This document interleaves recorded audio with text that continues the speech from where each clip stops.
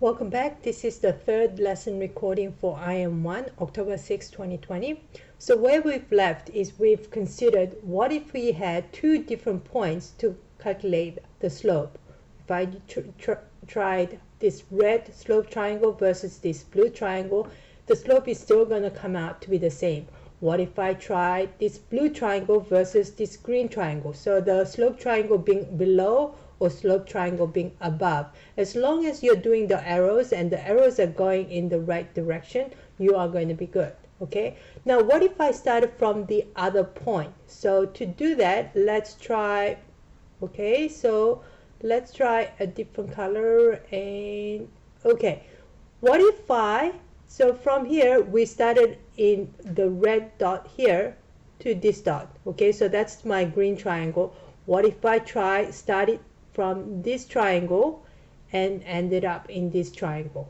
So then if we're doing that, then to go up to get from this triangle, this point to that point, you're going up by 4, so that's positive 4, but this time you're going to the left by 6 because you're by 6, so it's going to be negative 6. So the slope is going to be rise is positive 4 over run is negative 6, which still comes out to be negative 2 over 3, because positive divided by negative is still going to be negative. So it simplifies to negative 2 over 3. So it does not matter which point you choose first, as long as you are being consistent with your arrows, you're going to be fine.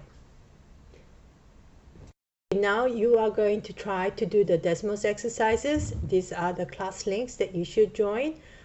If you have not done so already, you're doing card number 1 to 7.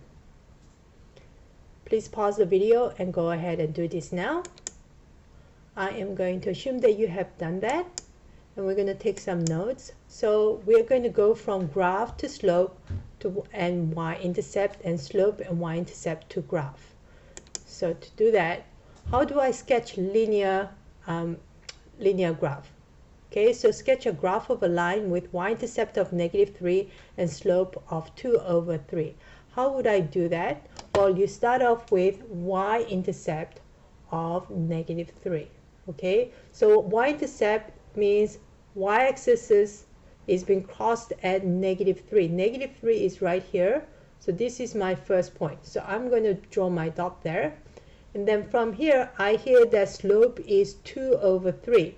The top number is the rise and the bottom number is the run. So I know that rise is 2, that's positive 2, and run is positive 3. So that means from this point that you've plotted, I am going to go up by 2, 1, 1, 2, and go to the right by 3, 1, 2, 3, because it's positive 3, and that's my second point. And I can do this again, go up by 2 and go to the right by 3, and that's my second point. And then from here I can draw my line that goes through these points, and you should get a ruler, and it will look something like this. Okay, and that's how you draw a line with given a y-intercept and slope. Okay, so now you're going to try to do card number 8 to 11 now. Please pause the video and do that.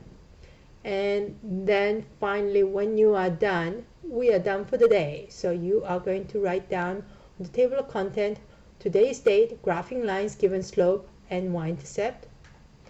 And you are going to do card number 12 on Desmos. Thank you for listening.